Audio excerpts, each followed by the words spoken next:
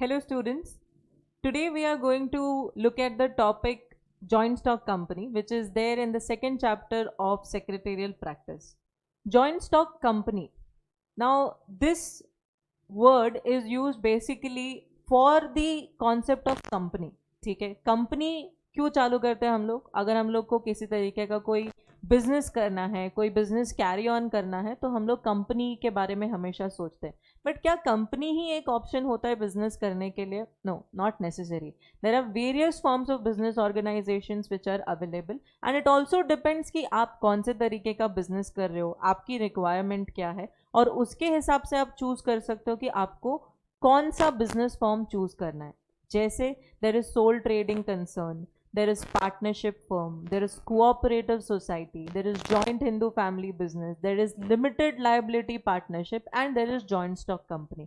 इतने सारे options available है, तो हमेशा हम सिर्फ लास्ट वाले पर ही क्यों ध्यान देते हैं कि जॉइंट स्टॉक कंपनी ही हम लोग चूज कर सकते हैं? There are various options available. जैसे मैंने कहा, आपकी रिक्वायरमेंट के ऊपर डिपेंड करता है कि आप कौन सा फॉर्म चूज करना चाहते हैं. Let's get an introduction about the first form of business organisation, that is sole trading concern. Sole trading concern, sole का मतलब क्या होता है? एक अकेला इंसान. ट्रेडिंग बिजनेस करना, कंसर्न अगेन बिजनेस को आगे लेके जाना, तो उसको हम लोग बोलते हैं sole trading concern. So when one person thinks of starting the business, और वन पर्सन थिंक्स कि मैं बिजनेस करना चाहता हूं, और वो अकेले ही उस बिजनेस को आगे लेके जाना चाहता है, तो उसके पास ऑप्शन क्या होता है? सोल ट्रेडिंग कंसर्न का ऑप्शन होता है. ठीक है. नाउ सोल ट्रेडिंग कंसर्न में जो बिजनेसमैन या जो पर्सन बिजनेस कर रहा होता है, उसको क्या कहा जाता है? Sole trader. उसको सोल प्रोप्राइटर भी बोलते हैं. प्रोप्राइटर का मतलब ओनर होता है. Proprietor means owner of the business. So the person who carries on this sole trading concern is called as the sole trader. Okay, sole trader कहा जाता है उसको. There are certain features of this sole trading concern. सबसे पहला feature ये होता है that there are no different acts or no different laws which this sole trading concern has to follow. अलग अलग तरीके के लॉ नहीं फॉलो करना पड़ता है जो एक कंपनी को करना पड़ता है. कंपनी को बहुत सारे लॉज फॉलो करने पड़ते हैं क्योंकि उनका काम ही कुछ इस तरीके का होता है. लेकिन सोल ट्रेडिंग कंसर्न या जो सोल ट्रेडर होता है, they don't have to follow various laws. हाँ, लॉज ऑफ लैंड फॉलो करना बहुत जरूरी है. लॉज ऑफ लैंड का मतलब क्या होता है? एथिकली बिजनेस करो. बिजनेस करने के लिए जो छोटे मोटे लाइसेंसेस की जरूरत होती है वो आपको लेने पड़ते हैं, तो वो आपको करना पड़ेगा. ठीक है. फिर सेकेंड है कि सिंगल ओनर, एक ही इंसान है वो बिजनेस कर रहा है, दूसरे इंसान की जरूरत नहीं है वहां पे, एक इंसान बिजनेस चला रहा है, तो one person carries on the entire business. Single owner is the second feature. Third, अगर आप देखोगे, क्योंकि एक इंसान बिजनेस कर रहा है तो उसको कभी भी प्रॉफिट और लॉस बांटने की जरूरत नहीं है. नो डिविजन ऑफ प्रॉफिट और लॉस. ओके, प्रॉफिट और लॉस जो है वो हम लोग को कभी भी बांटने की जरूरत नहीं महसूस होती. क्यों?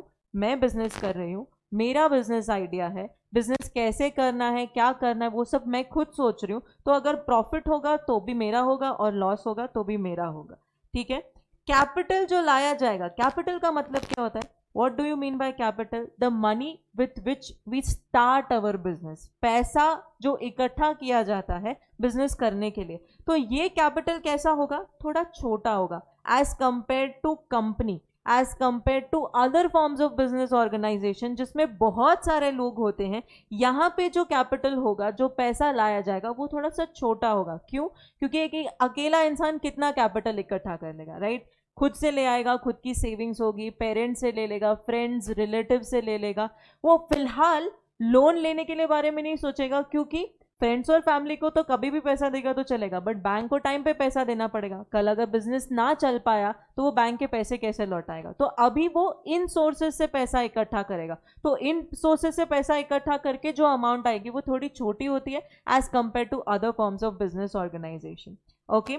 देन रिस्क जो होता है वो उसका खुद का होता है. जो भी बिजनेस का रिस्क है, कल कुछ भी प्रॉब्लम हो जाती है, अगर बिजनेस नहीं चलता है, कस्टमर नहीं मिलते हैं, किसी वजह से बिजनेस बंद करना पड़ जाता है, तो all the risk is borne by the single person. क्योंकि अगर खुशियां वो अकेले महसूस कर रहा है तो उसको गम भी खुद ही उठाने पड़ेंगे. राइट. तो अगर वो प्रॉफिट खुद रख रहा है तो रिस्क जो है वो भी उसको खुद को बेयर करना पड़ेगा. Okay. Sixth one is liability जो होती है वो अनलिमिटेड होती है. Now these two words are something which we have never heard about. Liability, unlimited. अच्छा, अनलिमिटेड का मतलब तो हमको एक जनरल पार्लेंस में पता ही होता है. जनरली हमको पता होता है व्हाट इज अनलिमिटेड, जिसके ऊपर कोई लिमिट नहीं हो. जैसे हम लोग अनलिमिटेड थाली खाने जाते हैं, हम लोग एक ऐसा कोई बुफे खाने जाते हैं जिसपे जब तक हमारा पेट नहीं भरता तब तक हम खा सकते हैं. ठीक है, वैसे ही लायबिलिटी अनलिमिटेड का मतलब, लायबिलिटी का मतलब होता है जब हम लोग किसी से कुछ पैसे उधार लें और वो उधार देना बाकी हो. ठीक है, हम लोग किसी से रॉ मटेरियल या कोई चीज उधार पे लें एंड वो पैसा देना बाकी हो, तो ये पैसा देना बाकी is what, it's my liability.